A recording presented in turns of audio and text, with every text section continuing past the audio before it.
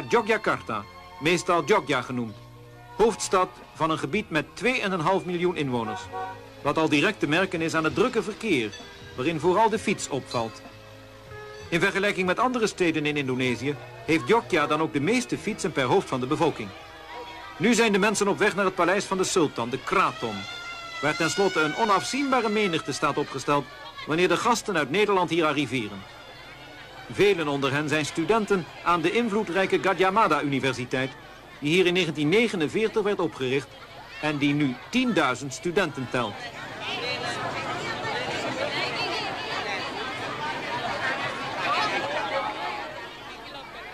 Het publiek verspreidt zich weer wanneer de auto's langs de erewachten van de 8 ceremoniële korpsen van de sultan het paleiscomplex binnenrijden. Sultan Hamengkubuwono, die in de regering van president Suharto minister van Economische Zaken is, leidt koningin en prins en mevrouw Suharto door de gebouwen rond. De sultan bezit een prachtige collectie wayangpoppen, waarmee op hoogtijdagen in de Kraton de traditionele Javaan melihat dia di depanku, dia menjerat hatiku, menatapku tajam. Di sini di dalam dadaku ada getar lubuk tak ku sebut. Dia menjerat hatiku, menatapku tajam. Ku akui tubuhku mengulang, sempat ku memuji dalam hatiku. Jangan pikir aku kan mencinta, ku hanya kagumi, hanya memuji.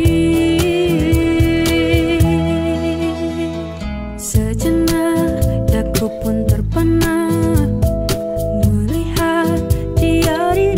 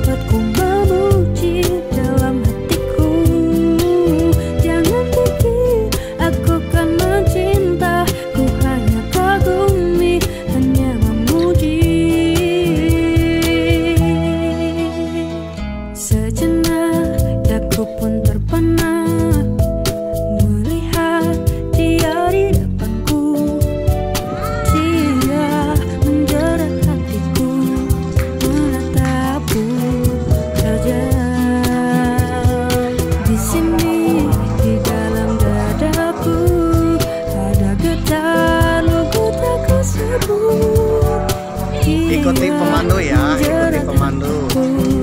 Menatapku terjang. Tubuhku melulai, sempat ku memuji dalam hatiku. Jangan pergi, aku kan mencinta, ku hanya kagumi, hanya memuji.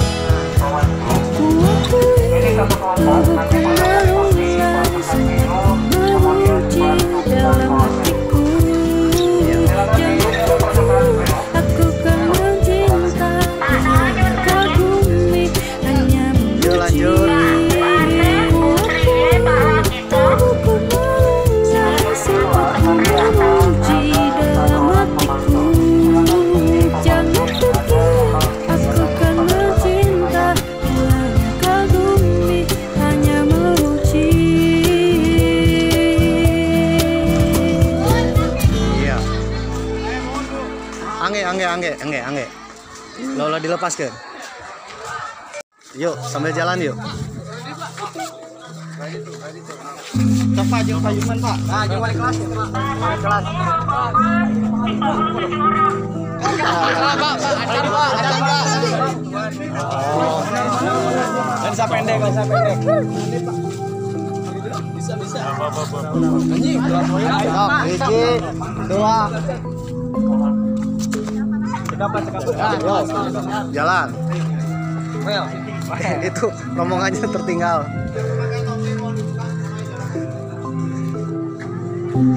Yuk.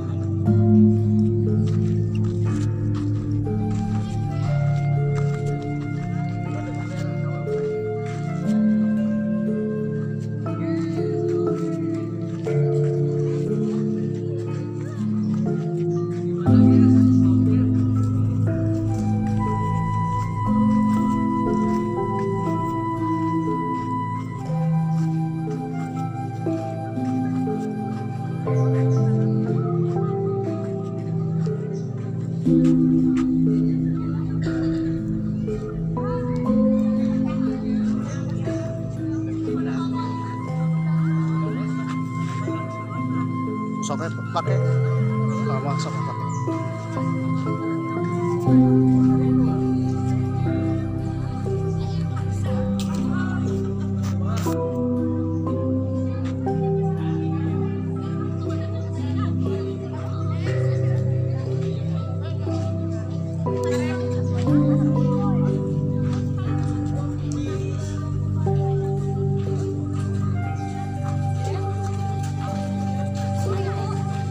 Saya tanya kenapa pakai tali?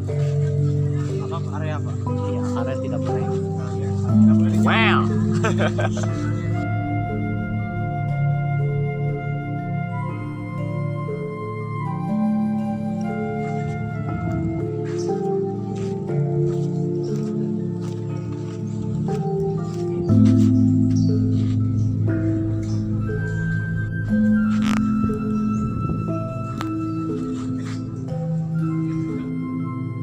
Assalamualaikum warahmatullahi wabarakatuh. Sampurasun, apa kabar dulur-dulur baraya warga negara Indonesia? Tetap semangat di trip ke Yogyakarta. Waduh, Mamang lagi di Jogja pemirsa, lagi di Keraton Jogja ya, bersama anak-anak. Waduh, kita akan jalan-jalan ke Keraton Jogja.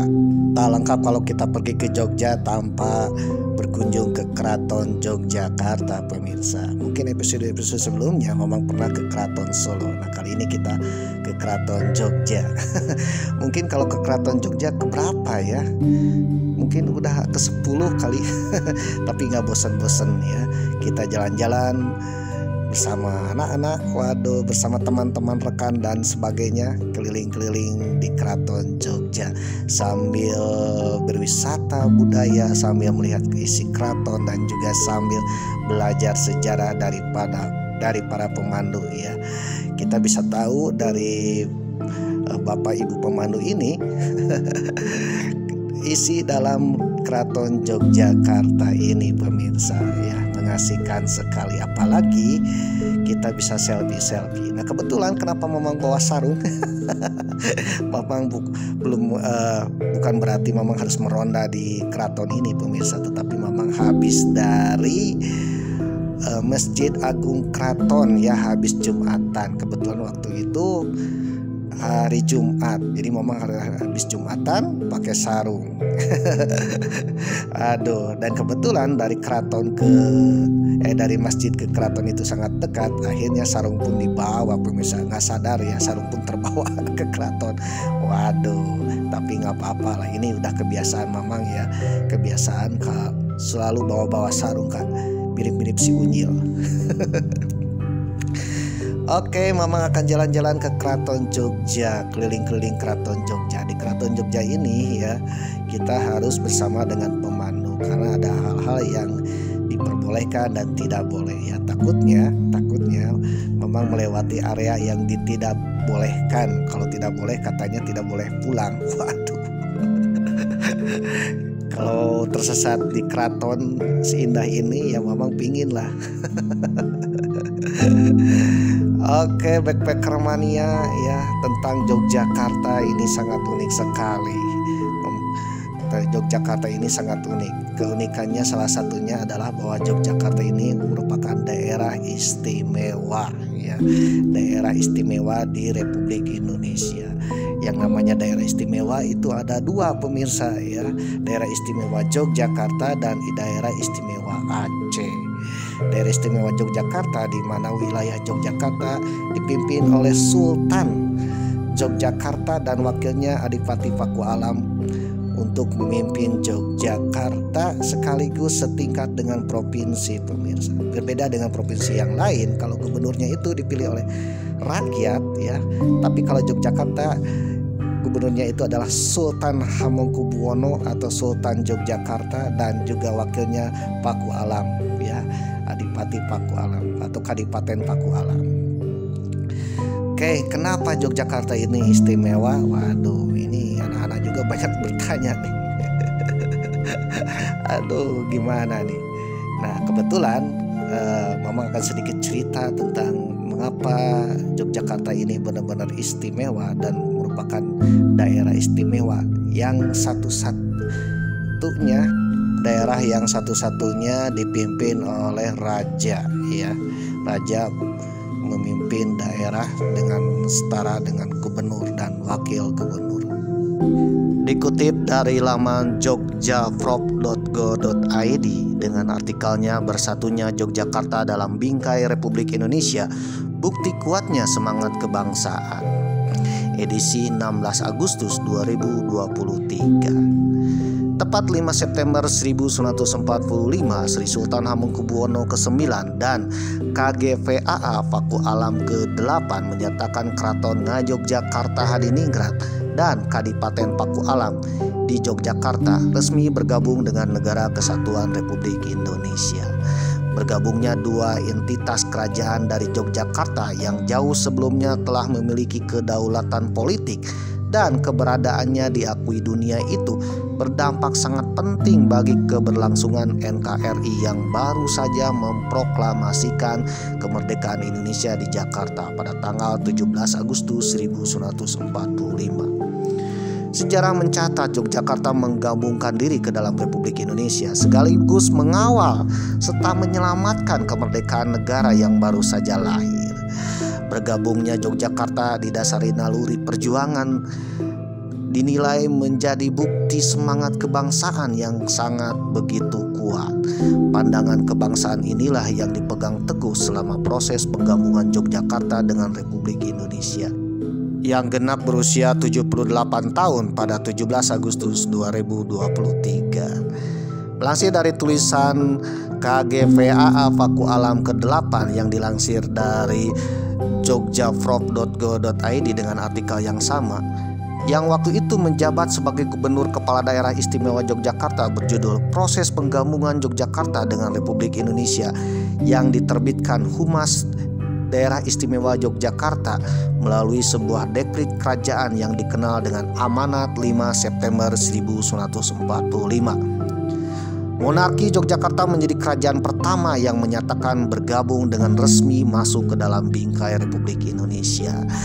Jadi berdasarkan Amanat 5 September 1945 atau mungkin 3 minggu setelah proklamasi, Yogyakarta menyatakan bergabung dengan Republik Indonesia. Padahal kan Yogyakarta mempunyai kedaulatan sendiri.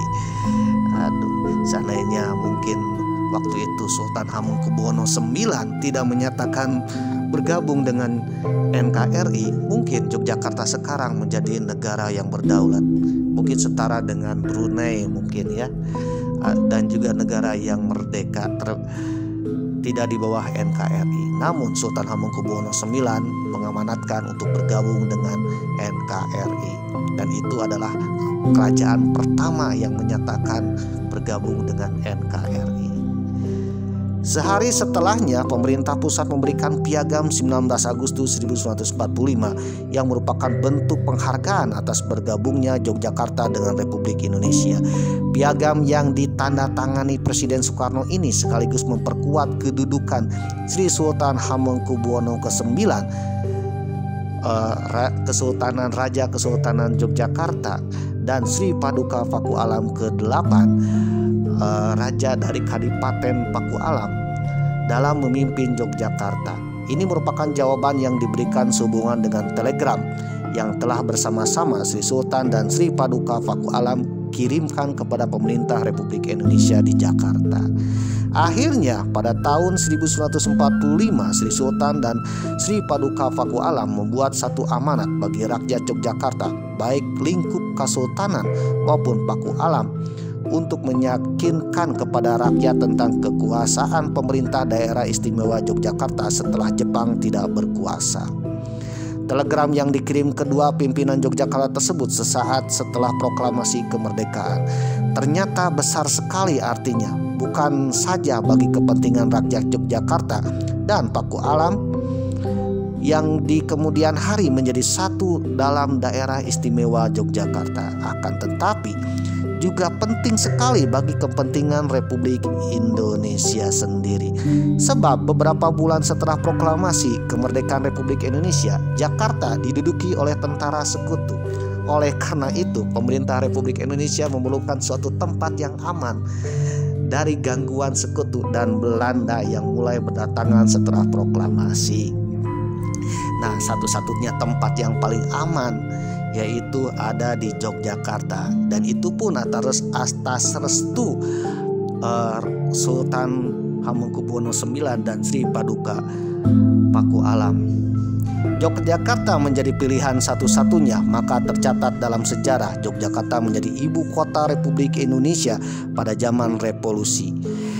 Ibu kota Republik Indonesia di Yogyakarta dimulai pada tanggal 4 Januari 1946 sampai pengakuan kedaulatan Republik Indonesia oleh Belanda pada tanggal 27 Desember 1949. Jadi dari tahun 1946 sampai 1949 ibu kota Republik Indonesia ada di Yogyakarta. Dari sekitar 250 daerah swafraja atau kerajaan dan daerah di Nusantara, hanya Kesultanan Yogyakarta dan Kadipaten Paku Alam saja yang menyatakan diri bergabung dengan Republik Indonesia dan akhirnya menjadi daerah istimewa Yogyakarta. Dikutip dari jogjaprof.co.id dengan artikel yang sama. Dengan demikian lahirlah daerah istimewa Yogyakarta atau disingkat DIY sesuai ketentuan pasal 18 Undang-Undang Dasar 1945 bahwa pembagian daerah Indonesia atas daerah besar dan kecil dengan bentuk susunan pemerintahannya yang ditetapkan dengan undang-undang di kemudian hari adalah dengan memandang dan mengingat dasar pemusyawaratan dalam kesistem pemerintah negara dan hak asal usul dalam daerah-daerah yang bersifat istimewa. Keputusan untuk bergabung dengan Republik Indonesia juga tidak didasari pada perhitungan untung rugi secara bisnis. Si Sultan Hamengkubuwono IX dan Sri Paduka Paku Alam tidak menghitung untung ruginya ketika gabung dengan Republik Indonesia.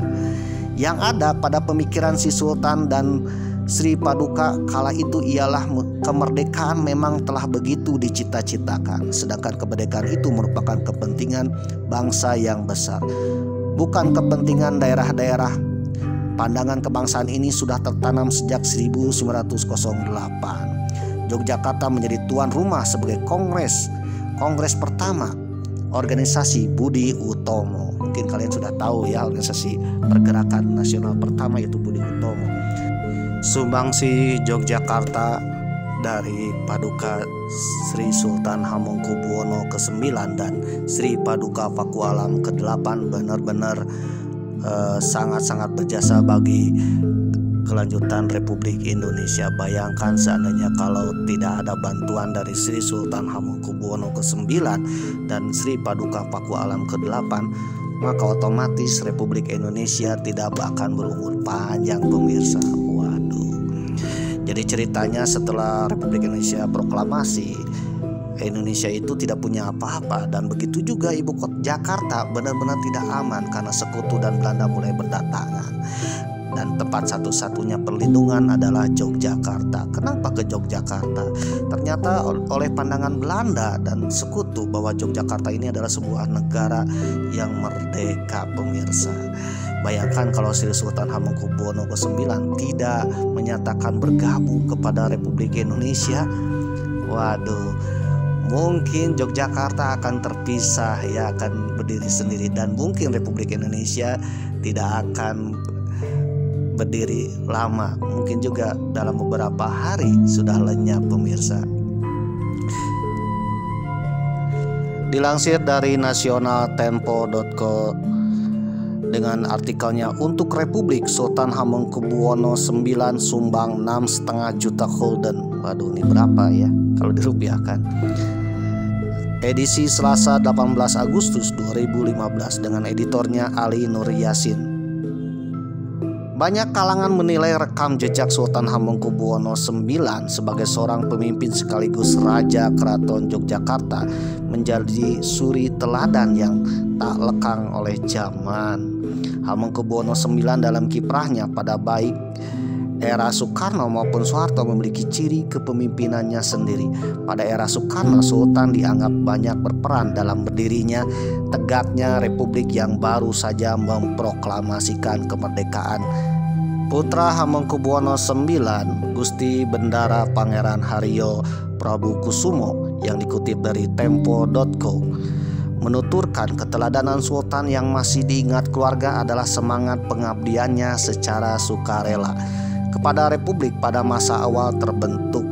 Kala kas negara Republik Indonesia kosong setelah proklamasi. Waduh, boro-boro ada kas ya. Tidak ada pemasukan sama sekali. Gimana ini gaji presiden, gaji tentara dan sebagainya. Hamengkubuwono IX berinisiatif menyumbangkan sebagian kekayaan yang dimiliki keraton untuk kas negara Republik Indonesia sekitar 6,5 juta gulden. Ini kalau dirupiahkan berapa ya? Mungkin sekian triliun mungkin ya. Kalau Hamengkubuwono IX anaknya cuma satu, nggak masalah, tetap sugih meski menyumbang, ujar Prabu dalam diskusi edisi khusus majalah Tempo Teladan Sultan Hamengkubuwono IX di Hotel Sheraton, Yogyakarta, Selasa 18 Agustus 2015, dikutip dari tempo.co. Dikutip dari historia.co.id dengan judul artikelnya Membebaskan Sultan Jogja. Ya, penulisnya Henry F. Isnaini, edisi 8 Januari 2014.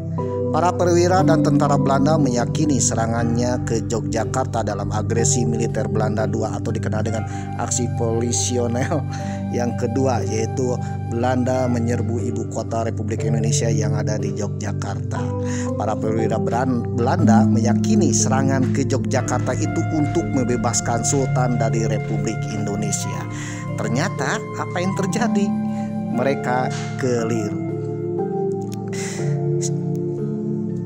Pada tanggal 19 Desember 1948, Belanda melancarkan agresi militer kedua, yaitu menyerbu ibu kota Republik Indonesia yang ada di Yogyakarta dengan pesawat-pesawat pengebom ke berbagai tempat, terutama pangkalan militer. Diikuti penerjunan 500 tentara dan segera setelah itu pasukan Belanda memasuki kota. Selama seminggu berikutnya pasukan Belanda berhasil merebut kota-kota penting baik di Jawa maupun Sumatera.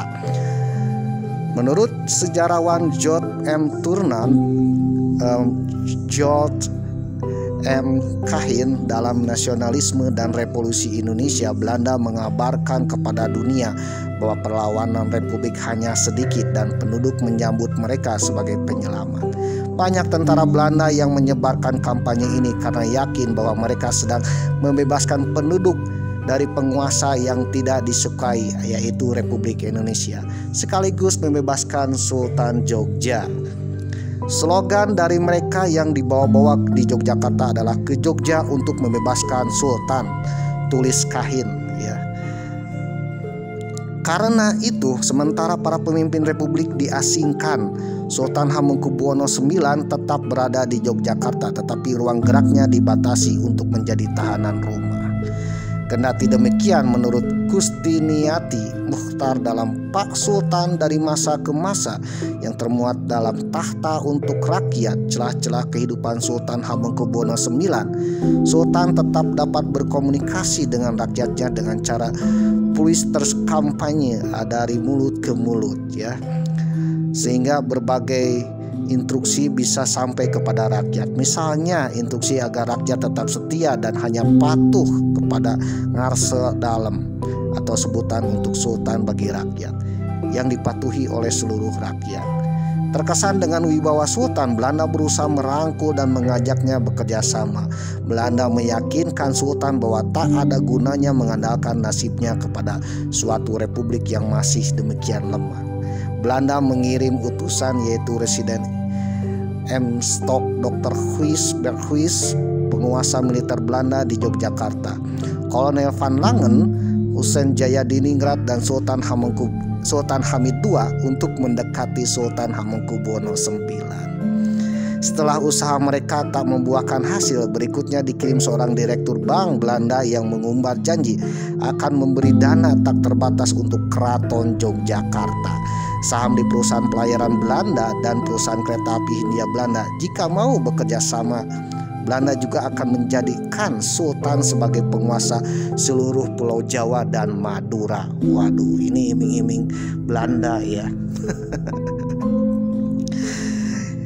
Utusan-utusan itu tak pernah bertemu langsung dengan Sultan yang mewakili kepada saudaranya seperti Pangeran Prabuningrat, Pangeran Murdaningrat, dan Pangeran Bintoro. Mereka melaporkan kepada Sultan tentang tawaran-tawaran itu.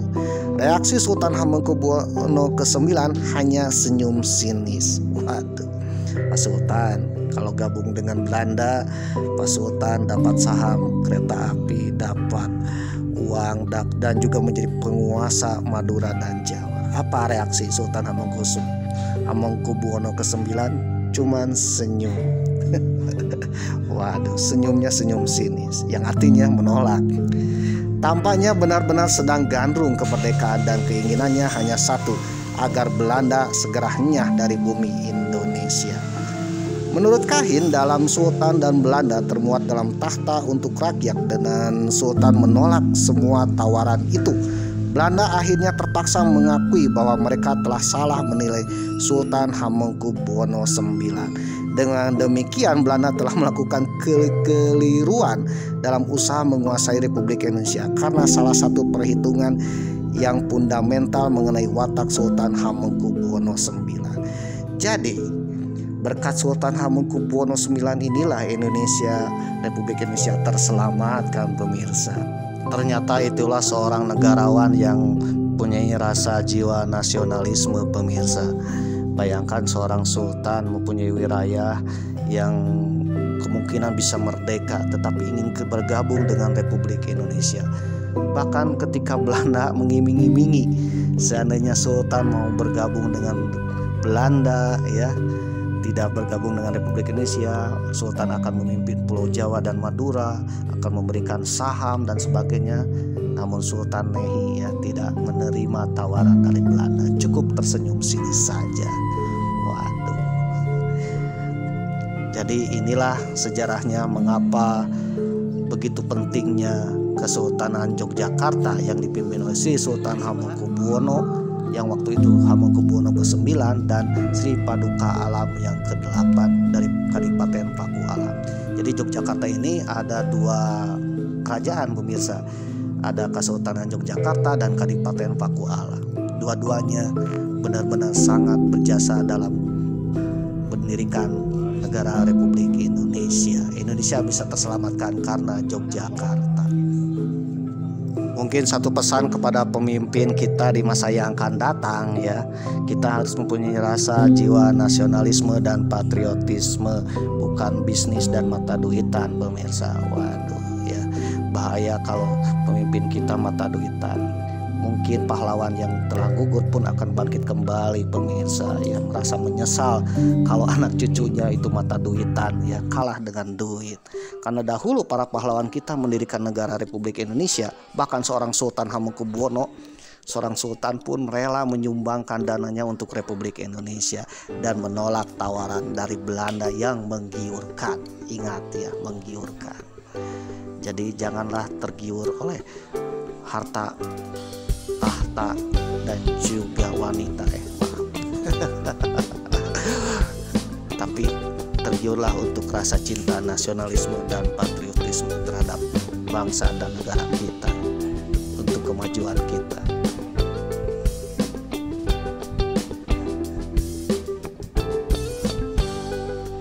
Sejak jumpa kita pertama, ku langsung jatuh cinta. Walau ku tahu kau ada pemiliknya, tapi ku tak dapat membohongi hati nurani. Ku tak dapat menghindari gejolak cinta ini. Maka izinkanlah aku mencintaimu. Atau bolehkah aku sekedar sayang padamu? Maka maafkan jika ku mencintaimu. Atau biarkan ku mengharapkan sayang padaku.